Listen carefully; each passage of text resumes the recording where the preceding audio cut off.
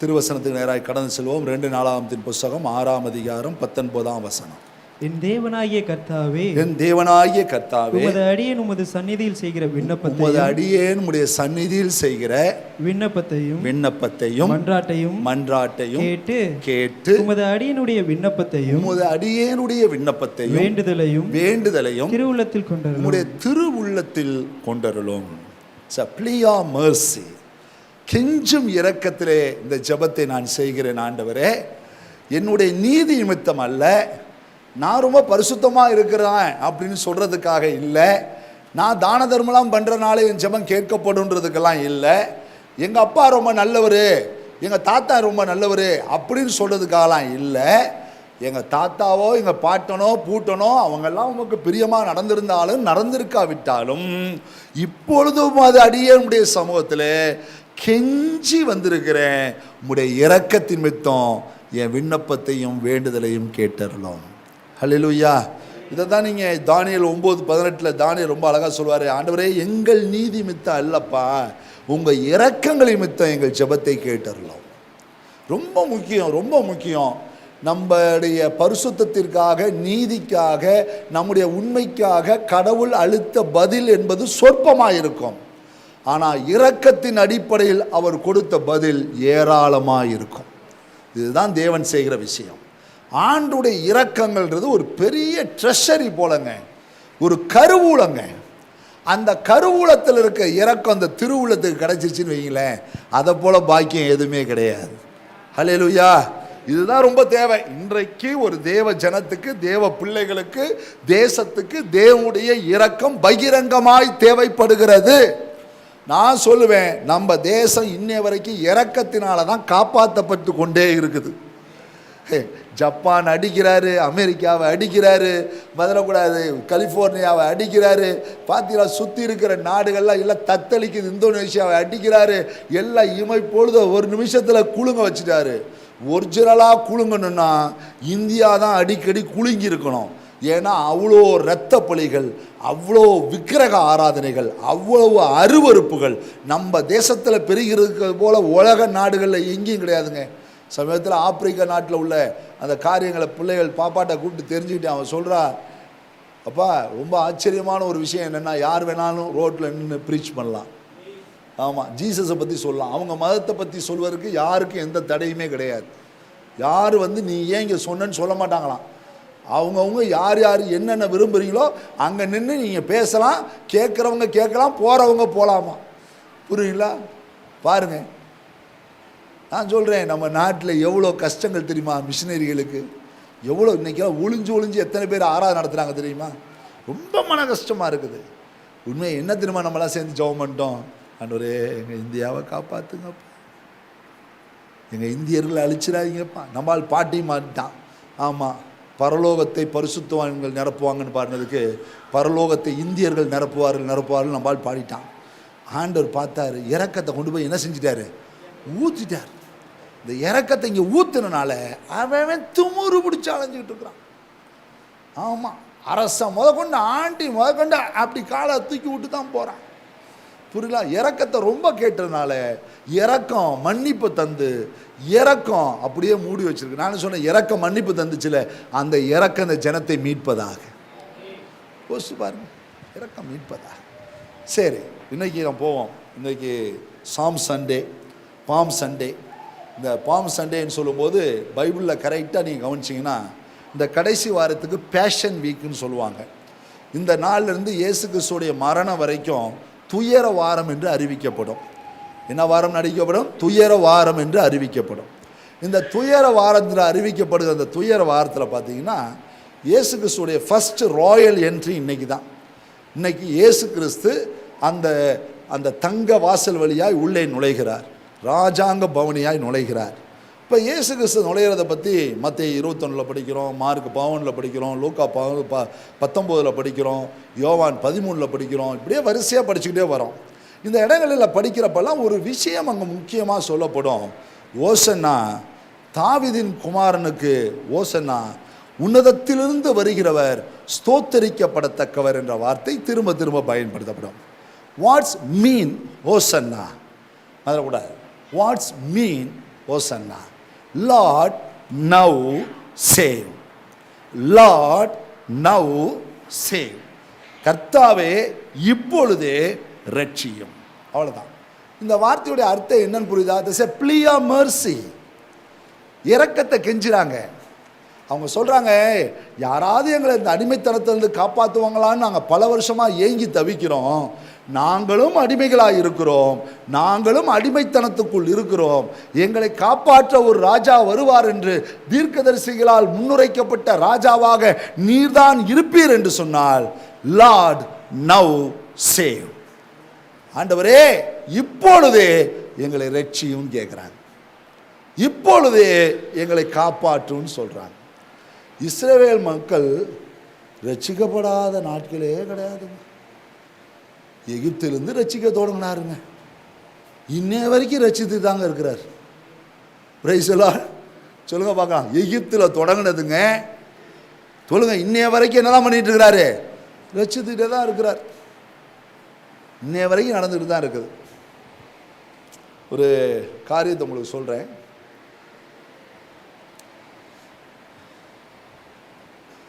நல்ல கனிதரும் மரம், அந்த மரத்தில் காய்கள் காய்த்து பழங்கள் ஆகும் பொழுது அதை பறவைகளும் பட்சிகளும் வந்து சாப்பிட்ருது. இப்போ அது பழுத்தா சாப்பிட்ருமேன்றதுக்காக அதை பறித்து பத்திரமா ஒரு இடத்துல வச்சு பழுக்க வச்சு அதன் பிறகு புசிக்கிற காரியங்கள் உண்டு. தெய்வம் அப்படி தான் நம்மளையும் பட்சிகள் பட்சிக்காதபடி நம்மளை அந்த நிலையிலேயே, அந்த சின்ன பிள்ளையிலேயே என்னுடைய குமாரனை வரவழைத்தேன்னு சொல்கிற மாதிரி நம்மளை மரத்துலேருந்து பறித்து எடுத்துட்டார், ரட்சித்து எடுத்துட்டார். நாமெல்லாம் பறிக்கப்பட்ட பழங்கள், பறிக்கப்பட்ட காய்கள். இந்த காயை பத்திரமாக வச்சாதான் பழுக்கும், அதை பத்திரமா வைக்கலைன்னா அழுகி போயிடும். என்ன செஞ்சிடும்? ஆமாம், பட்சிகள் பட்சித்ததை கூட சாப்பிடலாம், ஆனால் அழுகி போனதை என்ன செய்ய முடியாது? சாப்பிட முடியும். ஒரு ரட்சிக்கப்பட்ட மனிதன் இந்த உலகத்தில் பத்திரப்படுத்தப்பட வேண்டியது மிக மிக முக்கியம். இந்த பத்திரம் என்னால் மட்டும் முடியாது, அவருடைய மெர்சி எனக்கு தேவை. இதை நன்றாய் நம்ம உணர வேண்டிய ஒரு இடத்துல நம்ம இருக்கிறோம். இஸ்ரவேல் மக்கள் சொன்ன இந்த வார்த்தையை தான் நான் மையமிட்டு உங்களுக்கு சொல்ல விரும்புகிறேன். நான் ரட்சிக்கப்பட்டேன், நிச்சயமாக வரும்போது என்னை ரட்சித்து கொண்டு போயிடுவார், இதில் எந்த மாற்றமும் கிடையாது. ஆனால் இந்த உலகத்தில் வாழும்போது ரெண்டு என்னை சுற்றி சுற்றி வரும். ஒன்று பழமாறுனா சின்னோண்டி ஈ வந்து உட்காரும், ஒரு மாதிரி பார்த்தீங்கன்னா கண்ணுக்கே தெரியாது, அந்த வாசனைக்காக வந்து உட்காரும். கெட்டு போச்சுன்னா பெரிய ஈ வந்து உட்காரும். இப்போ இந்த ரெண்டுமே சுற்றிக்கிட்டு தான் இருக்கும். எபிரேயர் நிருபத்தில் சொல்லும்போது சொல்கிறாரு, பாவமும் பாரமும் நெருங்கி தான் நிற்கும். சொல்லுங்கள், பாவமும், சொல்லுங்கள், பாவமும் பாரமும் நெருங்கி தான் நிற்கும். இது ரெண்டு எதுக்காக வந்துச்சு? உங்களை பாதுகாக்கிறதுக்காகவா? சொல்லுங்க, ரெண்டும் எதுக்காக வந்துச்சு? இந்த ஈய நான் சொன்னனே, சின்ன ஈயும் பெரிய ஈயும் எதுக்காக வந்துச்சு? நம்மளை பாதுகாக்கவா? அழுக வைக்க. சொல்லுங்க, அழுக வைக்க. புரியுங்களா? அப்ப நான் பத்திரப்படுத்தப்பட வேண்டியவன் என்பது முக்கியம்தானே? சொல்லுங்கள், நான் பத்திரப்படுத்தப்பட வேண்டிய என்பது முக்கியம்தானே? சொல்லுங்க, பத்திரப்படுத்தணும். மறந்துடக்கூடாது. நீங்கள் பத்திரப்படுத்துறதுக்கு உங்கள் வீட்டில் நிறைய ஸ்டோரேஜ்லாம் வச்சுருப்பீங்க, மறந்துடக்கூடாது. அப்போல்லாம் பார்த்தீங்கன்னா மண்பானை வச்சுருந்தாங்க, அப்புறம் கச்சாடி வச்சுருந்தாங்க, நிறையா அந்த கூலிங் பேஸெல்லாம் அவங்களே உருவாக்கி வச்சுருந்தாங்க. இப்படி எல்லாம் ஒன்று ஒன்றா வச்சுருந்தாங்க. இப்போ எல்லோரும் ஃப்ரிட்ஜ் வாங்கிட்டாங்க. ஃப்ரிட்ஜ் நிறைய எல்லாம் பழங்கள் காய்கள் எல்லாத்தையும் அடுக்கி வைக்கிறாங்க. கூட அப்படி இருந்தாலும் ஃப்ரிட்ஜில் வைக்கிறது என்ன செஞ்சிருது? சில நாளில் அழுகி போயிடுது, குறிப்பிட்ட நாள் வரைக்கும் தான் தாங்குது. இப்படிதான் அது வெடிக்க ஆரம்பிச்சிருச்சா? சரி, பார்த்தீங்கன்னா இப்படி ஒவ்வொன்று பொருளையும் பத்திரப்படுத்துவதற்காக ஏதோ ஒன்றை குறைச்சிரு. ஆமாம், பத்திரப்படுத்துவதற்காக ஏதோ ஒன்றை நாம் ஒரு காரியத்தை செய்கிறோம். இப்போ நான் ஸ்டோரேஜ் பண்ணப்படணும், நான் பாதுகாக்கப்பட வேண்டிய ஒரு பாத்திரம். இது பாதுகாக்கப்படணும்னா தேவனுடைய இரக்கம் எனக்கு பிரதானமாய் தேவைப்படுகிறது. எடுத்து வாசிப்போம். ரோமர்கள் நிருபம் 12ஆம் அதிகாரம் 1ஆம் வசனம். ரோமர்கள் நிருபம் 12ஆம் அதிகாரம் 1ஆம் வசனம். ரோமர் 12:1. இப்படி இருக்க சகோதரரே, வாசிப்பா. ஏதாவது ஒரு மைக் எடுத்துட்டு இருக்கிற, அதை ஆஃப் பண்ணு. அப்படி இருக்க சகோதரரே, நீங்கள் உங்கள் சரீரங்களை பரிசுத்தமும் தேவனுக்கு பிரியமான ஜீவ பலியாக ஒப்பு கொடுக்க வேண்டும் என்று தேவனுடைய இரக்கங்களை பற்றி அங்க பேசுகிறார். ஐயா, ஒரு மனுஷன் ஒரு ஹோலியா வாழணும்னா அதுக்கு மெர்சி தேவைன்றார். ஒரு மனுஷன் ஹோலியா இருக்கிறதுக்கு என்ன தேவைப்படுதான்? மெர்சி. மெர்சி எல்லாம் கவனித்துக் கொள்ளுங்க. ஒரு சாதாரண வசனம் கிடையாது, ஒரு ஆழமான வசனத்தை பவுல் அடிக்கிறார். ரொம்ப திட்டமும் தெளிவாய் பேசுகிறதை நம்ம பார்க்குறோம். ஒரு நம்ம எடுத்தான் கவுத்தான் அப்படின்ற வசனம் கிடையாது. இந்த வாக்கியம் ஒரு சாதாரண வாக்கியம் இல்லை. we are not holy, but அந்த ஹோலியில் நான் நிலைச்சிருக்கணும்னா அவருடைய மெர்சி எனக்கு தேவை. சொல்றது புரிகிறதா இல்லையா? சொல்றது புரியுதா இல்லையா? பரிசுத்தமாக்கப்பட்ட பொருள் பரிசுத்தமா இருக்கணும்னா அவருடைய இரக்கம் தேவை. நாம் நம்மை நாமே பரிசுத்தமாக்கி கொள்ள முடியாது. we are not holy, unclean persons. unclean persons. நாமெல்லாம் அசுத்தத்திலே தோன்றி அசுத்தத்திலே வாழ்ந்து அசுத்தத்திலே வளர்ந்தவர்கள். நாம் சீக்கிரமா சுத்தமாக்க முடியாது. சுத்தமாக்கிறதுக்கு இரக்கம் தேவை. என்ன மன்னிக்கிறதுக்கு இரக்கம் தேவை. நாம் பரிசுத்தமாக்கப்பட இரக்கம் தேவை. இந்த இரக்கம் தான் என்னை பத்திரப்படுத்தும். நம்மில் பாவம் இல்லை என்போமானால் நாம் நம்மை நாமே வஞ்சிக்கிறவர்களாய் இருப்போம். நாம் நம்முடைய பாவங்களை அறிக்கையிட்டார். அவர் எல்லா அநியாயத்துக்கு நம்மை நீங்களாக்கி விடுவிக்க நீதியும் உண்மையும் உள்ளவராயிருக்கிறார். இயேசு கிறிஸ்துவின் இரத்தம் சகல பாவங்களை நீக்கி நம்மை சுத்திகரிக்கும். இங்கே கவனி, இயேசு கிறிஸ்துவின் இரத்தம் சகல பாவங்களை நீக்கி நம்மை சுத்திகரிக்கும். பிளியா மெர்சி. மெர்சி தான் வேணும். இப்போ இஸ்ரவேல் ஜனம் கேட்கறது என்ன கேட்குது? ஆண்டவரே, எங்க தேசத்துக்கு நாங்கள் வந்துட்டோம், எங்க தேசத்திலே நாங்கள் அடிமைகளாக இருக்கிறோம். ஒரு காலத்தில் எகிப்தினுடைய பிதாக்கள் அடிமைகளாக இருந்தாங்க, பாபிலோனில் அடிமைகளாக இருந்தாங்க, அசிரியர்கள்ட்ட அடிமையாக இருந்தாங்க, கல்தையர்கிட்ட அடிமைகளாக இருந்தாங்க, மீதியானியருக்கு அடிமைகளாக இருந்தாங்க, மோவாபியருக்கு அடிமைகளாக இருந்தாங்க. சுற்றி இருக்க எல்லா நாடுகளுக்கும் நாங்கள் விற்கப்பட்டவர்கள். இப்போ எங்கள் சொந்த தேசத்திலே நாங்கள் அடிமைகளாக உட்கார்ந்துருக்கிறோம். லார்ட் நவ் சே, இப்பொழுதே உம்முடைய இரக்கத்தின் மெத்த எங்களை ரட்சி. ரொம்ப முக்கியமான ஒரு காரியம். ஐயா, நான் பறிக்கப்பட்ட பொருள் உலகத்திலிருந்து, உலகத்தின் அசுத்தத்திலிருந்து தேவன் என்னை பறிச்சு எடுத்துட்டார். வேணாம், இந்த பொருள் எனக்கு தேவைன்னு சொல்லி பறிச்சுட்டார். அப்படின்னா ரட்சித்துட்டார். we are all saved. நாமெல்லாம் ரட்சிக்கப்பட்டவர்கள். ஒரு ஆமென் சொல்லுங்க. முதல்ல இந்த தெளிவுக்கு வாங்க. முதல்ல உங்களுக்கு புத்தியில் ஏறணும். we are all saved. இப்போ செத்தாலும் பரலோகம் உண்டு. we are all saved. ஆனா இந்த உலகத்தில் வாழ்ற வரைக்கும் இந்த உலகம் என்னை தீட்டுப்படுத்தும், என்னை அசுசிப்படுத்தும், என்னை கரப்படுத்தும், என்னை எந்த விதத்திலாவது கெட்டு போக வைப்பதற்கு வேண்டிய வழிமுறைகளை அது செய்து கொண்டு தான் இருக்கும். அது this is a world. இது உலகம். அது வேலையை அது செஞ்சுக்கிட்டு தான் இருக்கும். அப்ப இந்த இந்த இந்த பொருள் முதலக்கூடாது. பறிக்கப்பட்ட பொருள், ரட்சிக்கப்பட்ட பொருள் பாதுகாக்கப்படணும். பாதுகாக்கப்படணும். நான் பாதுகாக்கப்பட வேண்டியவன். சொல்லுங்க பார்க்கலாம். நான் என்ன பட வேண்டியவன்? பாதுகாக்கப்படணும். ஒவ்வொருத்தரும் பாதுகாக்கப்படணும். ரொம்ப முக்கியம். பாதுகாப்புன்றது சும்மா சாதாரண ஒரு விஷயம் கிடையாதுங்க. நீ உங்கள் வீட்டில் போய் ஒரு பொருளை வாங்கிட்டு நீங்கள் எங்கே எப்படி வைக்கிறீங்களோ அதை வச்சு தான் அந்த பொருள் அழுகுமா அழுகாதான் இருக்குது. வாங்கினப்போ உள்ள பிரச்சனைலாம் கிடையாது. நீங்கள் வைக்கிற இடமும் அது எப்படி வைக்கிறீங்கன்னு தான் முக்கியம். வைக்கிற இடமும் எப்படி வைக்கிறோன்னு தான் முக்கியம். சொல்லுங்க பார்க்கலாம். இதுதான் முக்கியம். இதுதான் பிரதானம். நீங்கள் எங்கே இருக்கிறீங்க, எப்படி இருக்கிறீங்கன்னு வச்சு தான் உங்கள் பாதுகாப்பு உறுதி செய்யப்படும். இப்போ பவுல் ரொம்ப அழகாக சொல்கிறார், இப்படி இருக்க சகோதரே, உங்கள் சரீரங்களை பரிசுத்தமும் தேவனுக்கு பிரியமான ஜீவபலியாக ஒப்பு கொடுக்க வேண்டும் என்று தேவனுடைய இரக்கங்களை முன்னிட்டு நான் உங்களுக்கு என்ன செய்கிறேன், வேண்டிக் கொள்கிறேன். அந்த பிளியா மெர்சியை கொண்டு வரார், கெஞ்சிறார். நான் தேவனுடைய இரக்கங்களை, அப்போ தேவனுடைய இரக்கத்துக்கும் பரிசுத்தத்துக்கும் என்ன சம்பந்தம் இருக்குது அப்படின்னா, நான் பரிசுத்தமாக்கப்பட்டவன், நான் பரிசுத்தமாக முடியாது.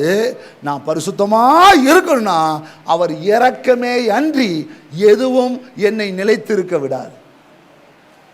பிரைஸ் தி லார்ட், ஹல்லேலூயா.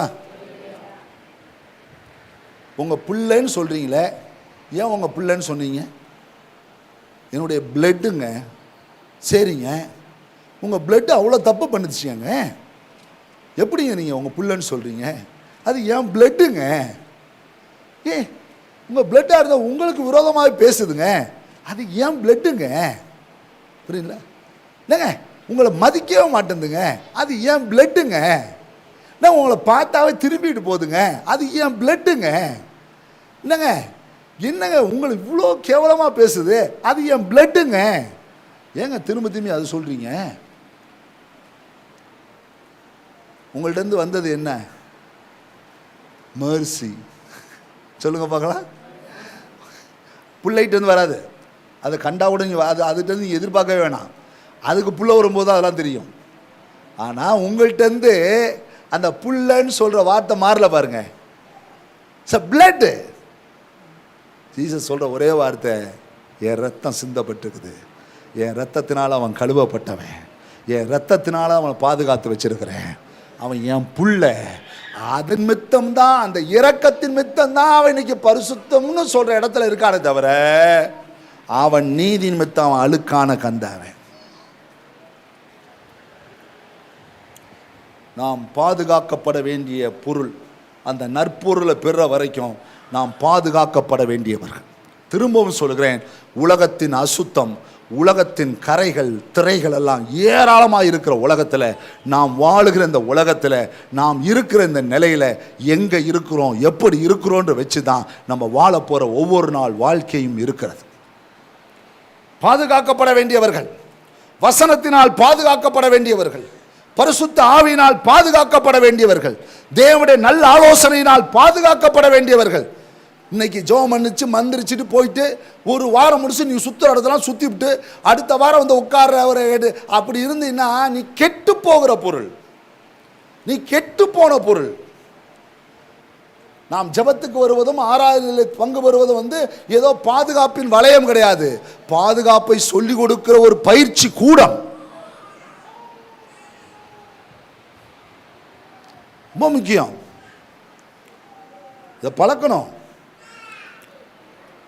எந்த பொருளை எங்கே வைக்கணுமோ, புரியுங்களா, அங்கே வைக்கணும். சொல்லுங்க, எந்த பொருளை எங்கே வைக்கணுமோ அங்கே வைக்கணும், எந்த நபரை எங்கே வைக்கணுமோ அங்கே வைக்கணும். அதுக்காக வீட்டுக்காரமாக ரோட்டுக்கு வெளியே நிற்க பாட்டக்கூடாது, வீட்டுக்கார வெளியே நிற்க விடக்கூடாது, பனிஷ்மெண்ட் டியூட்டி இல்லை. எங்கே வைக்கணுமோ அங்கே வைக்கணும். நீங்கள் எங்கே இருக்கணுமோ அங்கே இருந்தால் அது பேர் அழகு.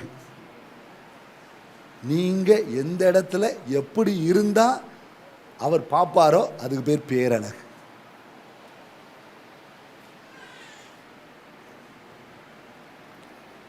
இப்போ இஸ்ரவேல் ஜனம் பூரா என்ன கேட்குது, ஆண்டவரே ஊரெல்லாம் அடிமையாக இருந்தோம், அங்கெல்லாம் காப்பாற்றிட்டீங்க, இப்போ எங்கள் சொந்த நாட்டிலே நான் நிற்கிறோம். இதான் இப்போ இருக்க நிலைமை. இப்போ இருக்க நிலைமை என்னன்னு சொல்லுங்க, சொல்லுங்க.